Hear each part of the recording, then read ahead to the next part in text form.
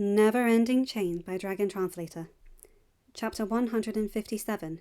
Newness in All Things. Shadewing's wings dropped. Hiccup grinned. The male looked like Toothless did when the first tail fin had been placed on him. Hiccup's grin grew as Shadewing rushed to his sleeping den and carefully entered. Toothless's father and mother moved around the group and met at the opening. Spitfire began nudging Hiccup. He frowned at her. The hatchling's Alpha is Toothless's father, not me. Spitfire groaned and rolled her eyes. Hiccup tilted his head, wondering when she had picked up that human trait. You are flock now, Hiccup. Dad made you his son. That hatchling has to meet all its flock. Now you and Sharpshot scoot, or I'll pick you up and move you over there. Don't do that, Toothless said. His blood father used to do that a lot.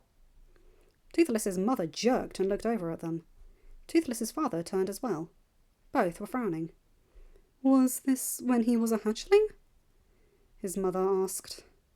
No, Toothless stated before Hiccup could quiet him. Youngling. Toothless's father moved away from the den and stopped in front of Hiccup. Does he still do this, son? No, sir, Hiccup answered, shaking his head. Not since the battle with the fallen queen. Good. The male looked over at Toothless. Should the human begin again, let me know. I will have a word with him. Yes, father, Toothless said. That's not necessary, Hiccup said at the exact same time. It is, Hiccup. A hatchling being picked up is one thing. A fledgling, if they are in danger, is also understandable. Youngling, no. For a parent to pick up a youngling as if they were a hatchling means they disrespect their own offspring. A parent is never meant to disrespect their offspring, for that means they can't expect their offspring to respect them. Now, go on over there and be ready to meet your new niece or nephew, my son. Yes, sir, Toothless's father cooed. Hiccup smiled and moved to join Toothless's mother. He looked back when he noticed the male did not follow him, nor did Toothless or Spitfire. He found Toothless's father staring at Astrid. Toothless and Spitfire waited behind him, watching with amusement shining in their eyes. You too, my future daughter.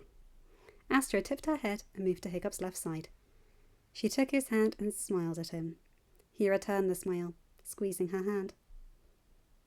Out of the corner of his eye, Hiccup saw Toothless's father stare at Moondust, and then jerk his head towards the entrance. You'll be my daughter soon as well, Toothless's father said. And, Sharpshot, your intended. Where is she? Right here, Sneaky said, climbing up onto Astrid's shoulder. Toothless's father grunted. I see why you were called Sneaky, he muttered. Toothless, leave your sons to eat. They would get bored before the hatchling can fully leave the egg. We can keep watch upon them, Toothless, Stormfly said. Hiccup watched as Toothless's father faced the Nadder. You are the bonded dragon to Astrid, correct? Yes, Alpha of the Nest. Good. Get over there. You are flocked to my future daughter, and will be in her life until its end. The hatchling will need to know who you are as well. The rest of you can meet the hatchling next, okay? Sure, sir, Fishleg said. We can get the fire going, so Hiccup and Astrid can eat after they meet the hatchling. Good, good. Soon all the immediate flock to the hatchling and the few extras told to stand there were waiting at the opening. Hiccup saw his human friends move to the den Toothless's father spoke of, while their dragons stayed out and watched Toothless's sons, who were still eating. Hiccup chuckled. No one could accuse those younglings of missing a meal. Hiccup had found his father sneaking them food from the table and the Great Hall. When Toothless protested the action, Toothless just reminded the dragon that he was the boy's grandfather, and it was his right. Hiccup stayed out of the entire affair since he was guilty of doing the exact same thing.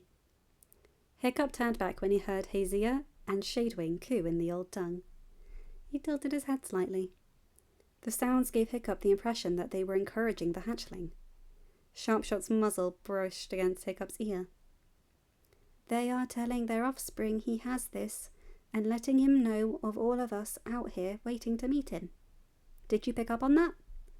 I got that they were encouraging the hatchling. We will need to see if this aunt of Toothless's can answer what the elder of the illusion scales could not. What are you talking about? Toothless's mother asked as she moved around her mate to stand at Hiccup's right side. Sharpshot waited until Hiccup lifted his head before climbing onto Hiccup's shoulder and looking down. Brother can pick up on the impressions of what our conversations in the old tongue are about. Sharpshot said he could tell Hazia and Shadewing were encouraging their hatchling, and he's been able to pick up on other things for a while now. Toothless's mother tilted her head. Interesting. We'll take you to see your aunt before the singing competition, she said. She'll want to meet you anyways, and she can answer your questions. Her age is the only reason your father does not go and get her right now. The hatchling will be here before he could get her out of her den and back up here.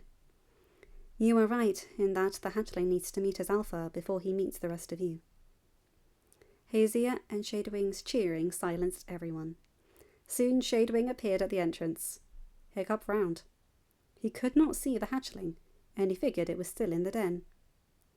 Hiccup's eyes widened when Shadewing moved to stand in front of his father and opened his mouth. Toothless's father leaned forward, opening his mouth as well. Hiccup noted both Night Furies had their teeth retracted. Shadewing cooed. Hiccup's jaw dropped as a black head no bigger than the palm of his hand lifted. Blue eyes stared over Shadewing's gums, and nubs where the sensing lobes would reside switched. Toothless's father warbled. The hatchling stood on wobbly legs and began climbing out of its father's mouth. Hiccup gasped as the hatchling stepped too far and began to tumble, but Toothless's father was ready and caught the hatchling. Toothless's father warbled and cooed while the hatchling moved around inside his mouth. That lasted for several heartbeats, and then Toothless's father returned to his mate. The procedure of the hatchling leaving one mouth for another repeated itself, but this time the hatchling seemed surer of its paws and did not fall. The Night Furies passed the hatchling amongst themselves like that, until Toothless got the hatchling from Spitfire. After a moment of cooing to the hatchling, Toothless turned to Hiccup. Hold out your hands, son, Toothless's father said. Your muzzle is not made to do this, so your hands will have to do. Hiccup did as he was asked, and Toothless lowered his head until his mouth was touching Hiccup's hands. Toothless cooed. The hatchling moved out of its uncle's mouth and onto Hiccup's palms. Hiccup did not even mind the slickness from the adult's saliva. He was too busy staring at the small being he was holding. The hatchling, finding itself not in the mouth of another of its flock, looked around. It then stood and stretched. Hiccup made a non-verbal, human version of a dragon's coo. The hatchling was bigger than Frosts and Pails, but not as long as Ringfire's. Nubs that would be wings lifted and lowered along a body the length of Hiccup's hand. The hatchling shared one thing with the other hatchlings Hiccup had met. It could not control its tail any more than the others could. The tail, with nubs where the tail fin would grow, swung and cracked against Hiccup's chest repeatedly. Hiccup did not mind. He brought the hatchling up to his face, still uncaring that its scales were wet due to being in the adults' mouths, and nuzzled its cheek. The hatchling cooed and returned to the nuzzling.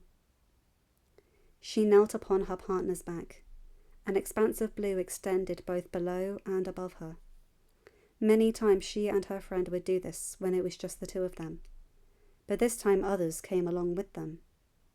She glanced over at the flock, then down at the alpha, and frowned.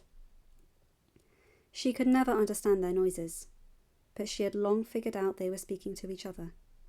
She knew back at the nest both her friend and the alpha were arguing, before the alpha roared and the rest of the nest flew into the air, the hatchlings settling on the mouths of their parents.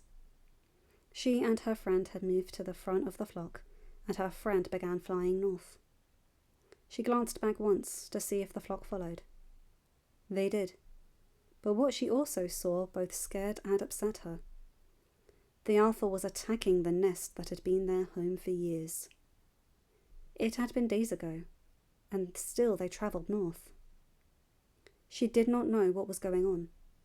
She suspected that the terror that showed up, and the fact that a pair of zibblebacks left with the terror, did not sit right with the alpha. But she did not see why he would have had the entire flock move and then destroy the nest. Still, she trusted the alpha. He gave her a home. He allowed her to stay with the one who reflected her soul. He kept her family safe from her. She knew not where they were going, or even why. But she knew that when they arrived wherever that alpha ordered them to go, she would do as she had always done. She would serve her alpha alongside her friend, and repay him the kindness he had shown her. End of chapter. Hi guys, hope you enjoyed this one. Ah, the baby's here. Tiny little... Oh, I can just picture that in my head. Slimy but cute. Honestly, I never thought I'd say that. And, oh, Valka at the end. I was glad to hear that. Glad to hear from her. Anyway, you guys know the drill. Like, comment and subscribe and hit that bell to get notified for whenever I upload a new video. Have a good day, night or whatever time zone you're in. Bye my guys, gals and non-binary pals. I'll see you in another video. Take care.